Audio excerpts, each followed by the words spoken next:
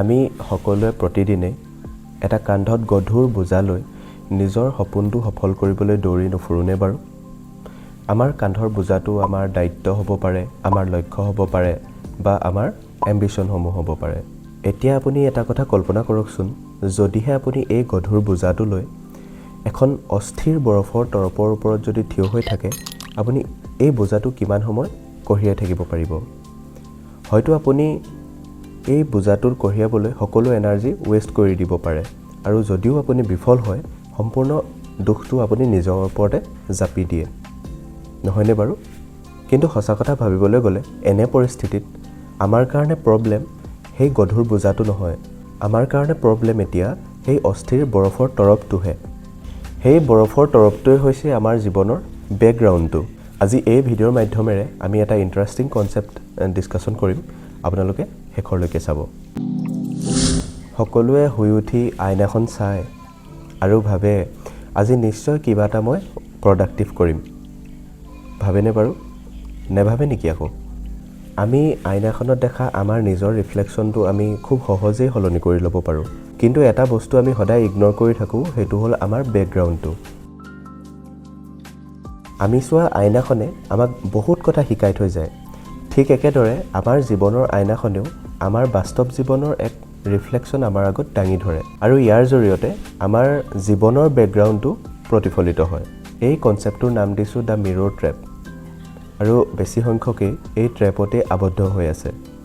আৰু আমাৰ এই বেকগ্ৰাউণ্ডটোৱে হৈছে আমাৰ কাৰণে এটা ফ্ৰেম, যিয়ে নিৰন্তৰ আমাক পিছলৈ টানি আছে। এটা সঁচা কথা হ'ল যে আমি নিজকে সলনি কৰাৰ প্ৰচেষ্টাত আমি এই আমাৰ বেকগ্ৰাউণ্ডটো বা আমাৰ ফ্ৰেমটো আমি সম্পূৰ্ণৰূপে ইগন'ৰ কৰোঁ। আৰু এটা কথা বুজি পাব লাগিব যে আমাৰ এই ফ্ৰেমৰ লগত আমাৰ উইল পাৱাৰটো সম্পূৰ্ণৰূপে জড়িত হৈ আছে।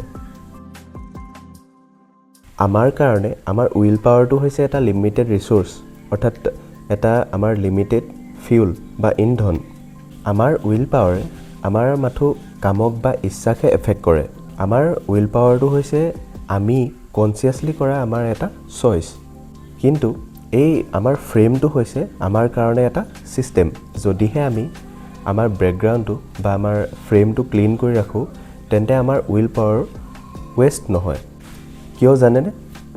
কাৰণ যদিহে আপোনাৰ চাৰিওফালে বা আপোনাৰ বেকগ্ৰাউণ্ডত কোনো ধৰণৰ ডিষ্ট্ৰেকশ্যন নাথাকে, তেনেস্থলত আপোনাৰ কোনো ধৰণৰ এফৰ্ট বা উইল পাৱাৰ ৱেষ্ট নহয়।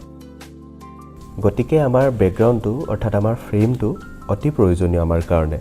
সেয়ে আমাৰ এই ফ্ৰেমটো পৰিষ্কাৰ কৰি ৰখাটো আমাৰ এটা দায়িত্ব। কিন্তু এই সকলোবিলাকৰ আগতে আমি কি পৰিষ্কাৰ কৰিম তাৰ বিষয়ে জনাটো আটাইতকৈ প্ৰয়োজনীয়। সেয়েহে ফ্ৰেম হৈছে দুটা টাইপৰ, এটা হ'ল ভিজুৱেল ফ্ৰেম আৰু আনটো হ'ল ছ'চিয়েল ফ্ৰেম। আমাৰ ভিজুৱেল স্পেচ হৈছে, অৰ্থাৎ আমি চকুৰে যি দেখা পাওঁ, সেয়া হৈছে আমাৰ ৱৰ্ক প্লেচটো, পঢ়াৰ টেবুলখন বা আমাৰ মোবাইলটো। আৰু ছ'চিয়েল ফ্ৰেমটো হৈছে friend circle, media consumption, family, relation ইত্যাদি।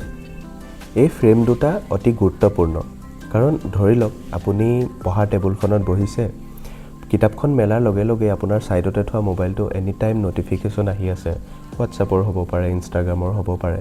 সেই মুহূৰ্তত আপোনাৰ এটা সম্পূৰ্ণ মন এই মোবাইলটোত গুচি যায় আৰু পঢ়াৰ পৰা ডিষ্ট্ৰেক্ট হৈ যায়। আৰু এটা উদাহৰণ যিটো শুনিবলৈ অলপ কঠিন, কিন্তু এইটোৱে এটা ৰিয়েলিটি।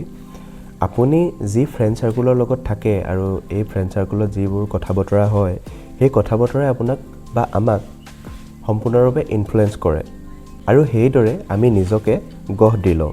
আচলতে এই দুটাই হৈছে আমি প্ৰথমতে যি উদাহৰণ দিছিলোঁ, সেই পাতল বৰফৰ তৰপটো।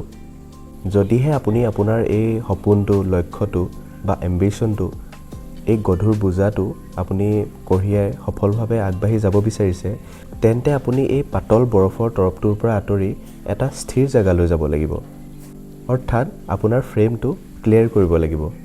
অন্যথা আপোনাৰ উইল পাৱাৰ যিমানেই নাথাকক, আপোনাৰ প্ৰচেষ্টা যিমানেই নাথাকক, আপোনাৰ প্ৰচেষ্টা এই ফ্ৰেমটো ঠিক কৰি থাকোঁতেই সম্পূৰ্ণ ৱেষ্ট হৈ যাব, আৰু তেনেস্থলত আপুনি আপোনাৰ সফলতাৰ ৰাস্তাৰ পৰা সম্পূৰ্ণৰূপে ডিষ্ট্ৰেক্ট হৈ যাব।